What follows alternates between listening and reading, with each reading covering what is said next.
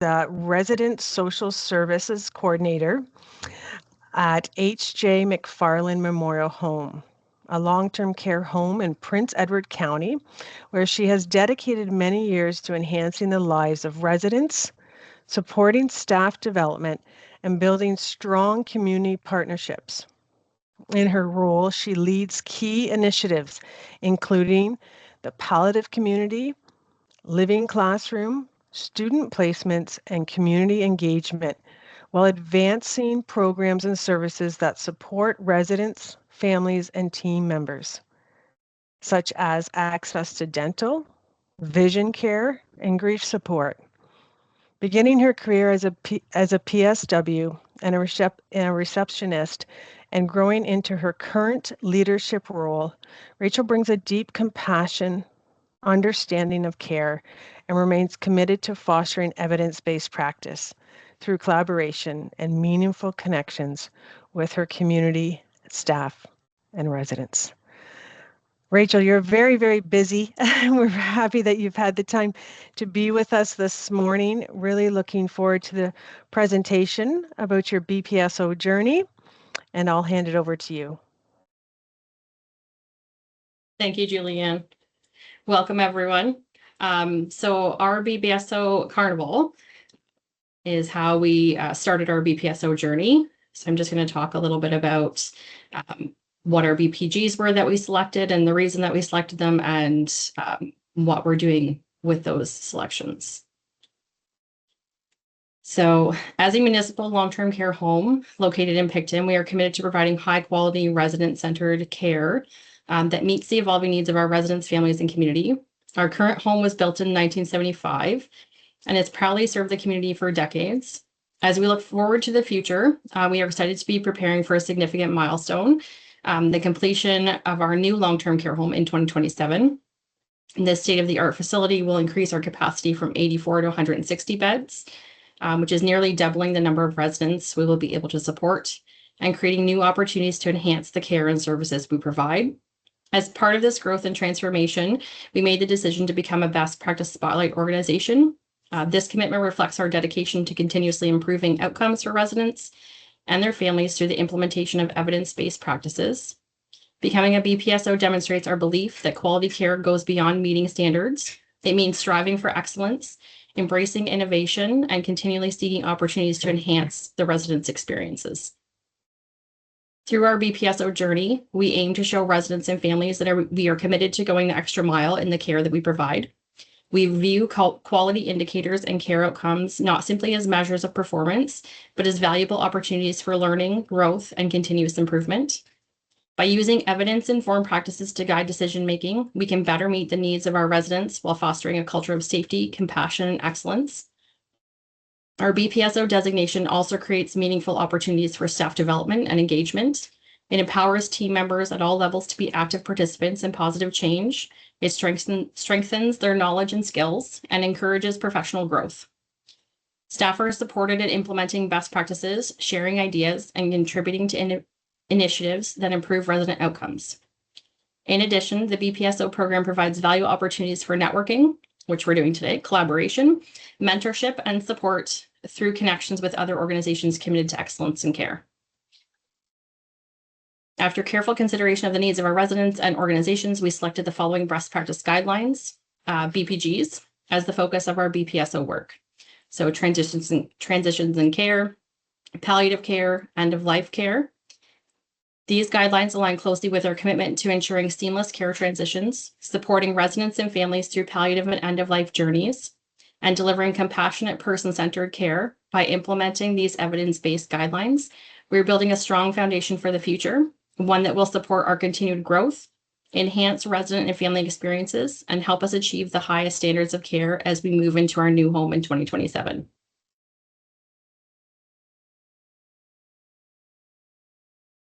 So for the first BPG, we picked transitions in care. So our organization is committed to supporting safe, seamless, and resident-centered transitions in care by focusing on effective communication, medication safety, and continuous quality improvement. We strive to ensure that residents and their families feel informed, supported, and confident through the admission process. So our medication reconciliation, we do through the BOOMR program. So medication reconciliation is the key component of a successful transition into care.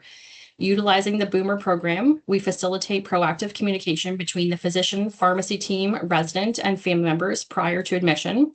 This collaborative process ensures that all medications are reviewed, verified, and updated before the resident arrives. By confirming current prescriptions, identifying any discrepancies, and addressing medication-related concerns in advance, the BOOMR program helps reduce the risk of medication errors, promotes continuity of care, and supports informed decision-making. This approach enables all members of the care team to begin the resident's care journey with accurate and up-to-date medication information, contributing to improved safety and better health outcomes. We also chose for transitions and care experiences in transitions. So understanding the resident and family experience during transitions and care is essential to delivering high quality services. Upon admission, residents and their families are invited to complete a transition experience survey designed to gather feedback about the admission process and their overall experience. The survey provides an opportunity for residents and families to share what worked well, identify any challenges they encountered, and suggest areas for improvement. Feedback collected through this process is carefully reviewed and used to enhance our practices, strengthen communication, and improve the transition experience for future residents. By actively seeking and responding to resident and family input, we foster a culture of continuous quality improvement and person-centered care. So our next BPG is palliative care. Our palliative care program is designed to promote comfort, dignity, and quality of life for residents, while ensuring that their wishes, values, and goals of care remain at the center of all decision-making. Through early identification, meaningful conversations, and ongoing evaluation of services, we strive to provide compassionate, person-centered care and support for both residents and their families throughout the palliative and end-of-life journey. So we do palliative screening and early identification.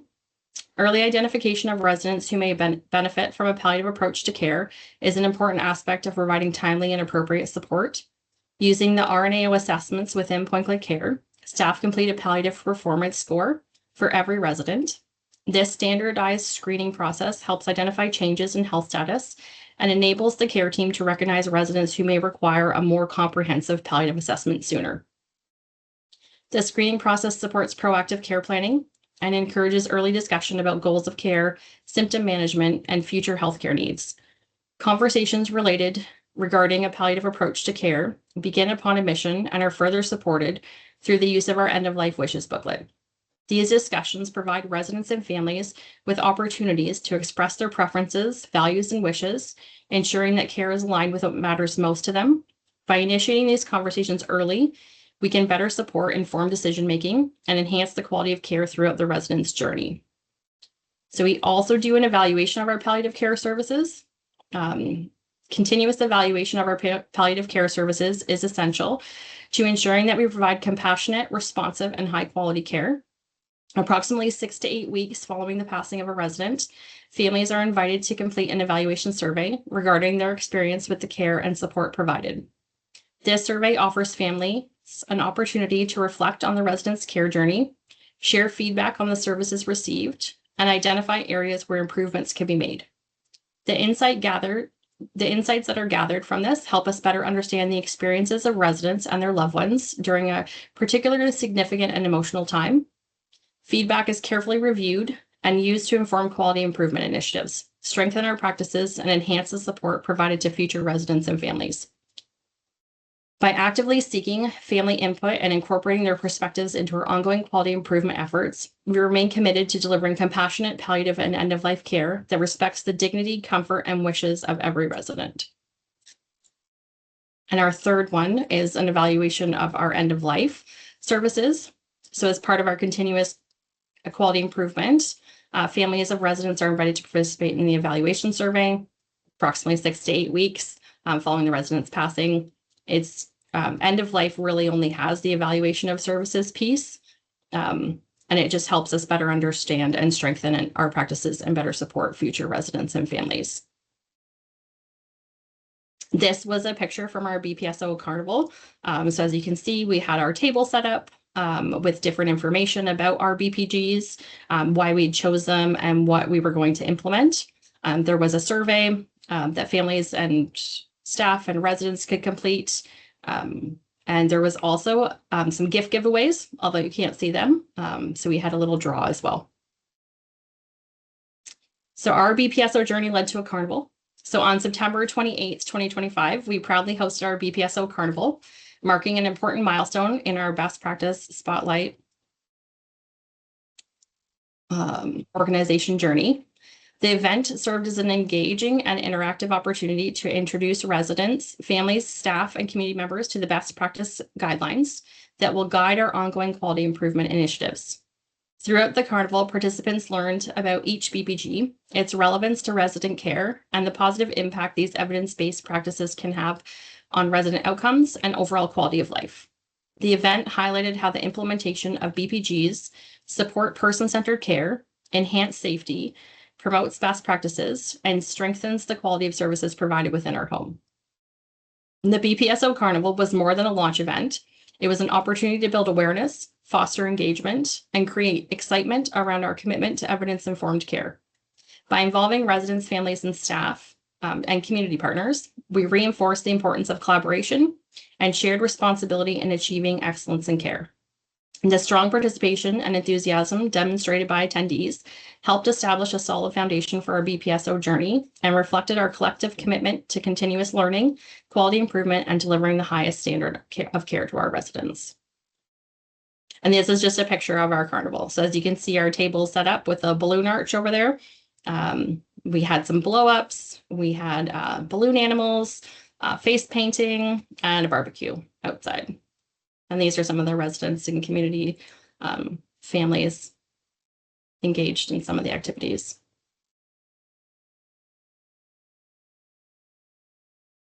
Thank you. Does anyone have any questions?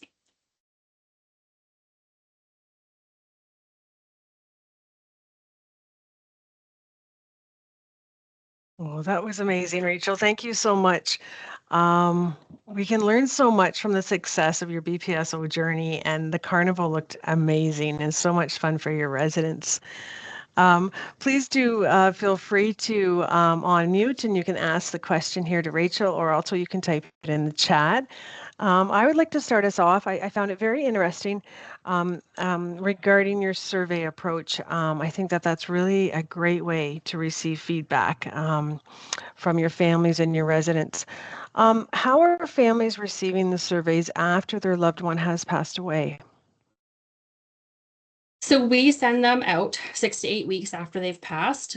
We send a self-addressed envelope. So we mail it old school. And then we give them the opportunity to evaluate if they'd like to or not if they don't want to. So sometimes I send out 6 and get back 5, and sometimes I send out 6 and get back 1. It's just depending upon where they are in their journey. Wow, well, that's great. Is there any other questions?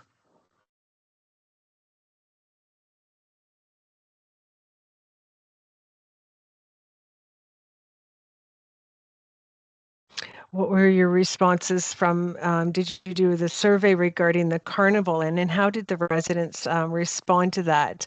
Are they looking forward to your next event coming up, and what's some feedback that you can provide on the carnival? So the carnival was a success. All the residents and families that we had come over and ask questions about the BPG and who we spoke to about the BPG didn't have any concerns. They really liked the boards that we had created, and they were happy with the initiatives that we had chosen to pursue. Oh, wonderful. Any other questions?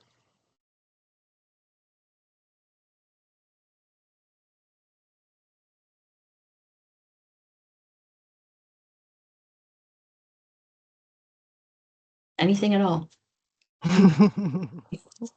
You must have answered everybody's questions.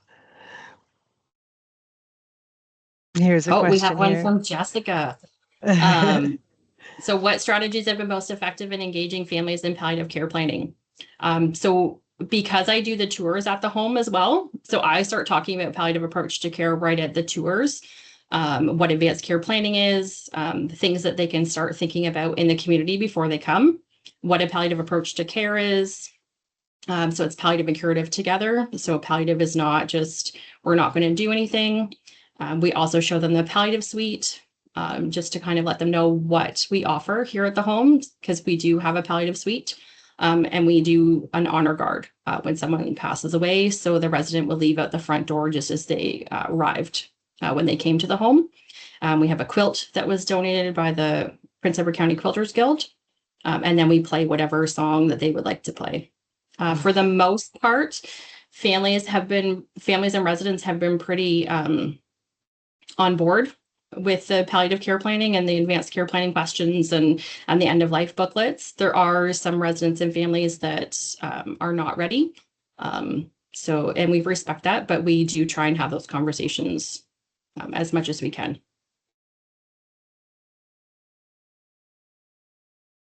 We do also have, and I don't know if other homes do, but the Evoke portal. And so that allows the PPS score to be shared with the families. So then we've had conversation starters with what does this mean and where are we? And then we can it opens up the door to have that more in-depth conversation. So for the most part, I would say some of those strategies work for some and some of them don't work for others, and just kind of have a toolkit available of what you can try and supports that you can provide, because what works for one might not work for the other. And I have used, we have Go Wish cards, they're called. I don't know if everyone's familiar with them, but instead of them having to think of what might be most important or not as important to them, there's cards that have it on there. And they have different things. So maybe to have like people around them or not have people around them. And so that helps so they don't have to think or pull something from midair. They can have that, and then that might trigger or help them think of something else that they might want to incorporate. Wow, that's amazing. And Jessica here has a comment. Fantastic approach to set the stage and introduce those conversations prior to the transition to long-term care is amazing. So true, Jessica. Thank you. We have a hand up. That's wonderful. You can unmute and go ahead, Tabitha. Can you hear me? Yes, go right ahead. Thank you. I am a recent nursing graduate, but I did my consolidation in a hospice. And I really recognized in my time there that there was